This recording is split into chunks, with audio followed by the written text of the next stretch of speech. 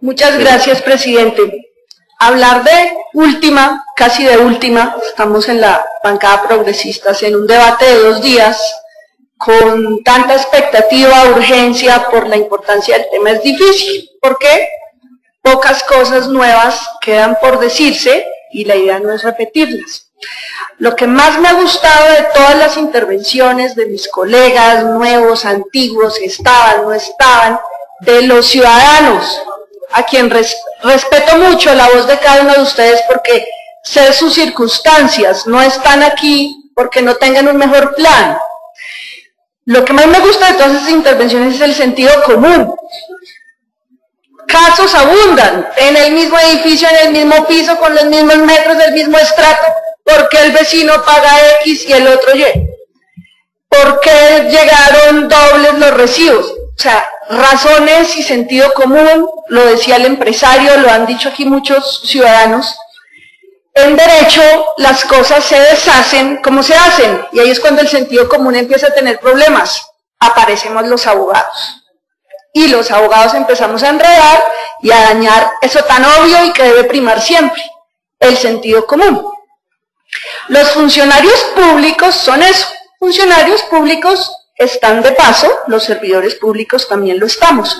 En el 2005 yo no era concejal, estoy absolutamente segura que el Consejo aprobó esas 137 obras porque se necesitan, porque queremos que la ciudad tenga esas vías, parques, intersecciones, puentes, porque las comunidades las están reclamando. No es porque los concejales dijeron, hagamos un mal, pongamos 137 obras. Obviamente, el sentido y la finalidad es responder a los reclamos de la ciudadanía, donde se necesitan las obras. El tiempo pasa, en el 2007 a finales nos llegó la primera factura, la pagamos, primer cobro, se pactó en 4, hoy llegan estos funcionarios.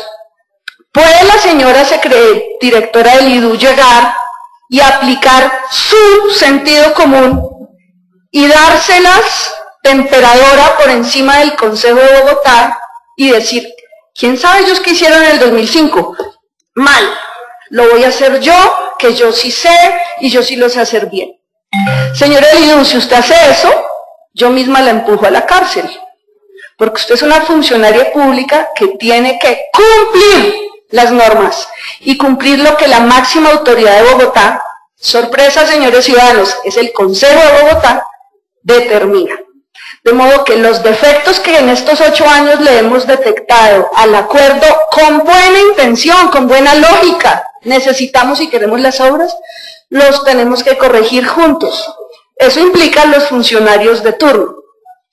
Estamos hablando del 180, pero claramente tenemos que reformar el acuerdo 7 del 87.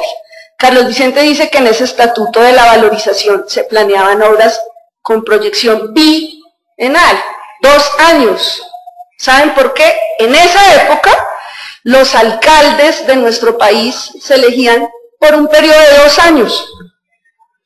Nuestra ciudad ha cambiado, las normas, el desarrollo territorial, constitucional, en el 91 vino la Constitución, en el 93 el Estatuto Orgánico, la población ha crecido, el desarrollo de la ciudad, y tenemos el mismo vestido del 87.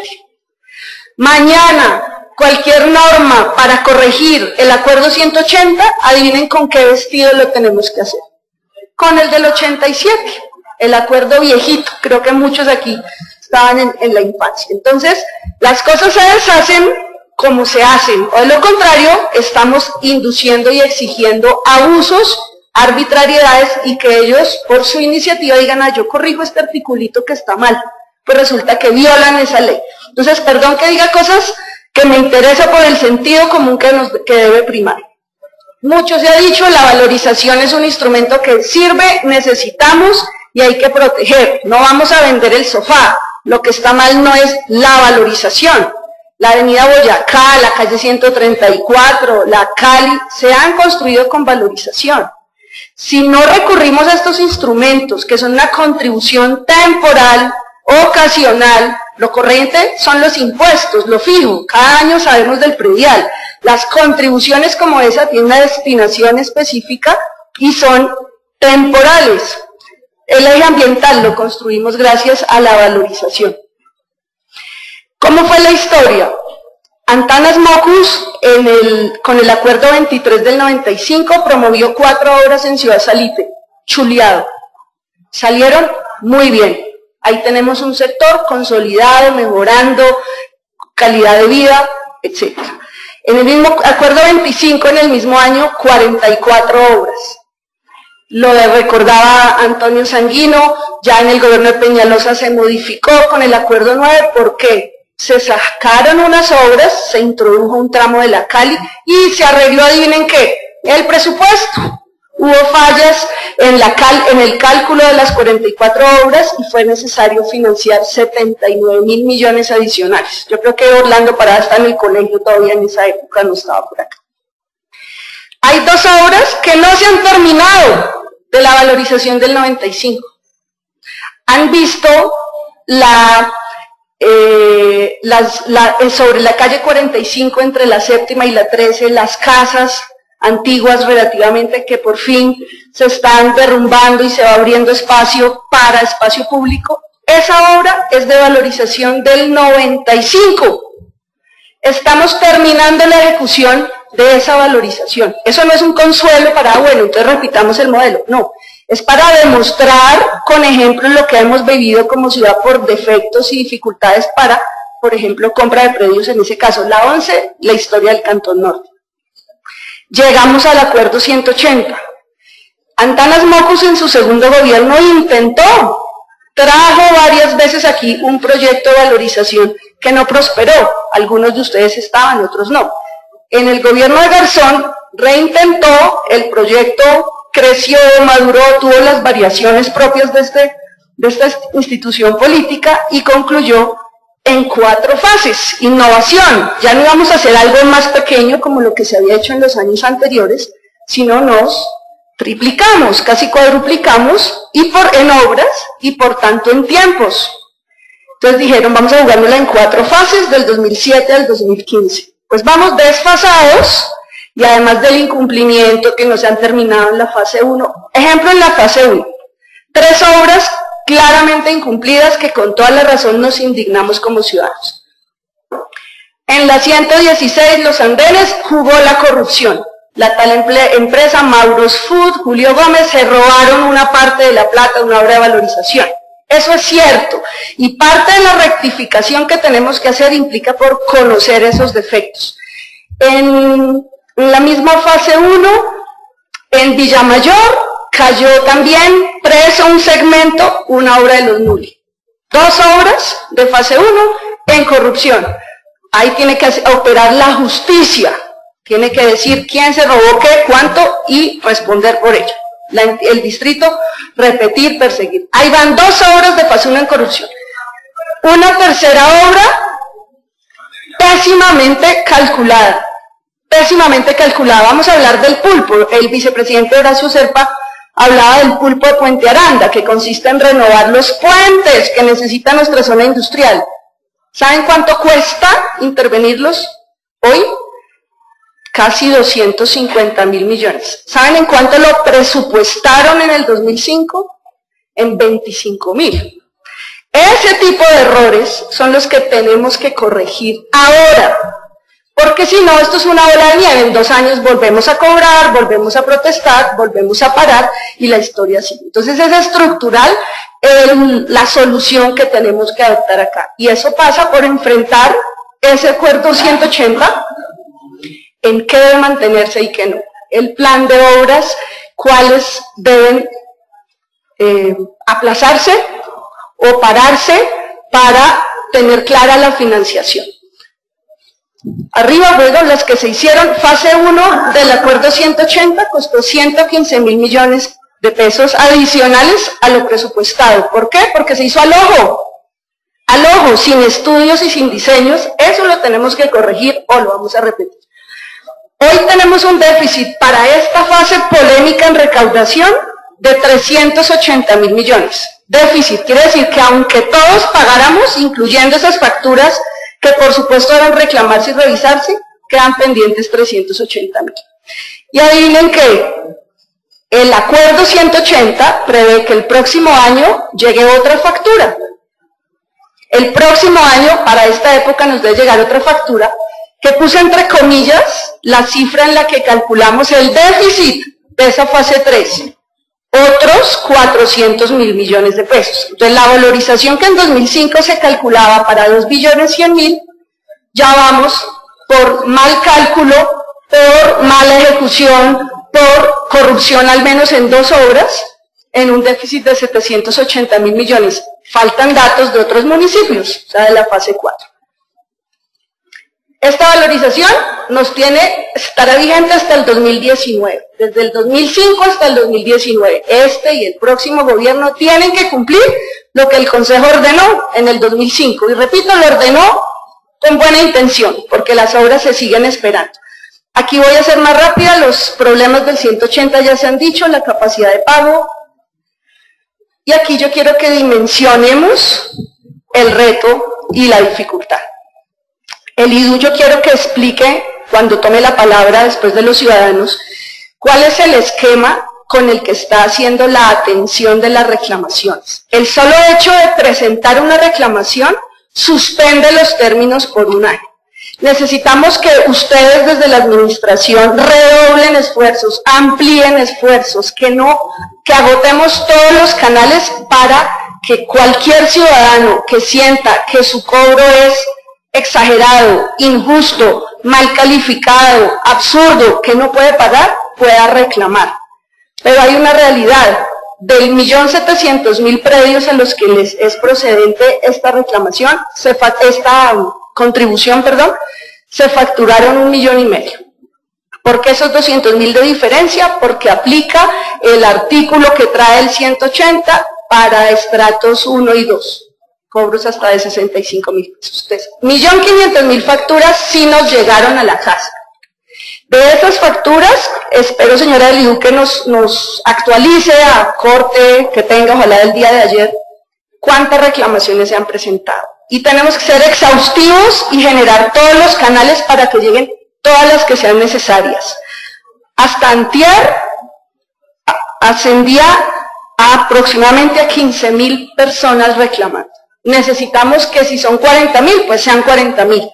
De modo que lo primero que hay que hacer es lo que ustedes están haciendo, reclamando, que es un recurso ordinario y al que tiene que darse una respuesta en derecho, oportunamente y con todo el respeto por la dignidad de los ciudadanos. ¿Qué hacemos el resto de ciudadanos a los que nos llegó un cobro razonable, acorde a la capacidad de pago, sin los errores, sin un cálculo equivocado? A los que nos llegó bien. Bueno, a los que nos llegó bien hay que pagar, porque entonces, ¿con qué recursos se van a hacer las obras? ¿Me aprovecho yo, o el ciudadano al que le llegó bien su factura razonable, se aprovecha de ustedes que están hoy, entre comillas, como víctimas por un error del cálculo, por una mala aplicación, o lo que es más grave, porque se les aplicó exactamente como traen las fórmulas del 180, que son las que hay que cambiar? Entonces, me sumo a las palabras impopulares de Carlos Vicente, y es que la cultura tributaria de nuestra ciudad somos los primeros en tener que fomentarla. Los ciudadanos que no tenemos, que no tienen de ese 1,5 millones una anomalía en la factura, necesitamos pagar. Los ciudadanos como ustedes y tantos otros que no vienen a este recinto, tenemos como Estado que desplegar un dispositivo para que reclamen, se les suspende el término y se revisará uno por uno el caso, porque otra cosa es ya reformar el 180. Por nada del mundo, como ciudadana y concejal, permitiría que la administración, por derecha y legalmente, usurpando facultades, vaya autónomamente a reformar el 180. Esto tiene que ser una decisión del Consejo y una decisión que, como hemos visto, es de largo plazo. Esta es mi mayor preocupación y sobre la que reclamo acordemos una decisión. En el mapa están, por favor, falta un clic, el área que está en rojo es el área de contribución del Post Norte. Esa factura por acuerdo del Consejo 451 de 2010, va a llegar, se va a distribuir, la tiene que distribuir, no es si quiere, la tiene que distribuir la administración en septiembre de este año. Pónganle cuidado para dónde vamos. Hay una interpretación de María Victoria. Y aquí viene a coincidir, damos un clic, esa zona sombreada de esta área es donde hoy se está pagando valorización. Es crítica la capacidad de pago hoy con la factura del 180. No necesito esperar el resultado de la consultoría, señora directora del IDU, sobre capacidad de pago, porque sé que entregaron el informe de capacidad de pago para el 180, están por entregar el de 451. No necesito esperarla para saber que no hay capacidad de pago, no hay bolsillo que resista estas dos facturas este año, sumándole la factura que el 180 dejó para el 2014. Entonces, de los 2.249.000 predios que tiene Bogotá, 1.700.000 están involucrados en la fase actual, 75% de la ciudad. Y de esos mismos se repite el 42% de los predios. Esto urge una salida institucional de fondo que debemos hallar juntos. El recaudo por 180 y por Postnorte, lo vemos en pantalla, asciende a el recaudo proyectado, sin ninguna modificación, asciende a 1.250, 1 billón. Miren abajo el contraste con el predial, 1.400.000 millones. Claramente no tenemos la capacidad de pago. La propuesta práctica, porque las reflexiones ya han sido varias, hay unas obras en el plan que no son necesarias, que algunas, por ejemplo, unos puentes peatonales conducen a unos potreros, o hay una obra que costaría, que es insólito emprenderla, y es la ampliación de la avenida 19, la avenida Santa Bárbara, entre la 127 y la 134. Absolutamente consolidado y construido con edificios. Creo que aquí hay vecinos del sector de La Calleja. ¿Es realista demoler estos edificios para la ampliación de la vía? ¿O es que la opción es cubrir el canal?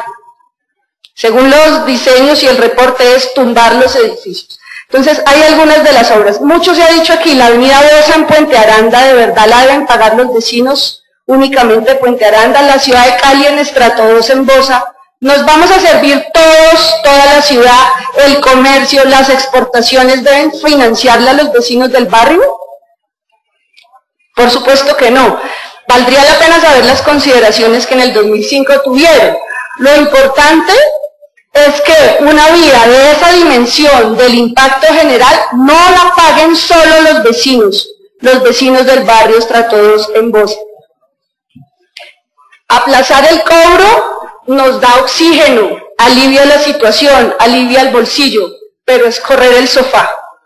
Las obras siguen pendientes, la comunidad las sigue esperando, hay pagos concretos, de modo que tiene que ser una decisión bien clara de los tiempos en que podamos correr la captación de los recursos para la solución de fondo. Insistir en desplegar, redoblar esfuerzos de atención a las reclamaciones y para terminar, Postnorte, ya lo dijimos, el grupo 3. Esto es una bola de nieve. O la paramos ahora o vamos a repetir esta escena en 2 y en 4 años. El grupo 3 de las obras comprende 21 obras, ascienden a 660.000 millones de pesos y tienen un déficit de 381.000. Mi propuesta para esa mesa del Consejo con el Gobierno, que además entiendo que debía haberse reunido el lunes, teníamos una reunión con la directora del IDU, nos la canceló, algunos concejales interesados en el tema, porque tenía reunión con los voceros. Yo no soy vocera, yo no puedo ir a esa mesa, pero lo más importante, creo yo, es acordar parar esta bola de nieve, o vamos a repetir en 2 años o en 4, otros concejales, los mismos ciudadanos, las mismas facturas, los mismos errores. excluir el grupo 3, lo que reduciría inmediatamente el 48% de los recursos por recaudar, lo que con ajustes en un acuerdo rápido, un acuerdo consensuado, permita alterar las fórmulas que originan buena parte de las injusticias hoy facturadas y de los justos reclamos promovidos por los ciudadanos. Esos factores de la fórmula del 180 se tienen que cambiar por acuerdo, cambiando, ajustando la fórmula. Cometerían un delito los funcionarios de la administración que por sentido común lo corrijan. Nos toca a nosotros en el Consejo corregir las fórmulas. 48% menos es reducir a la mitad prácticamente del monto a recaudar, lo que haría sobrellevable el pago para la comunidad. El postnorte, el valor necesitamos que la administración lo confirme, porque hasta la fecha algunos interpretamos, María Victoria, son interpretaciones opuestas, que está vigente para facturar en septiembre, agravando la citación, cuando se inician las obras, pero el plazo daría. Entonces, ese es grosso modo lo que yo quería resaltar. Es bastante difícil hablar a última hora, en el último turno, y es más fácil decirles, tumbémoslo, abajo, quítenlo. A mí me gustaría ganarme su aplauso, pero no puedo hacerlo diciendo cosas que no puede por derecho la señora, la administración, y en este caso en cabeza del IDU, modificar. Nos toca a todos los concejales, escuchando a la comunidad, hacer las modificaciones. Creo que este es un tema, señor secretario de Hacienda, que refleja de qué hablábamos el año pasado, con la agenda tributaria. Este era un tema que no era de último momento, simultáneo con las facturas, es un tema de ciudad, para nada de una institución de un solo instituto como el IDU, y ahora tenemos que encontrar una salida oportuna y transparente, con deliberación pública y con fórmulas realistas, porque los acuerdos los hace el Consejo y los modifica el Consejo. Y la autonomía del Consejo se respeta, de modo que, señores de la Administración, a lograr un consenso. Muchas gracias.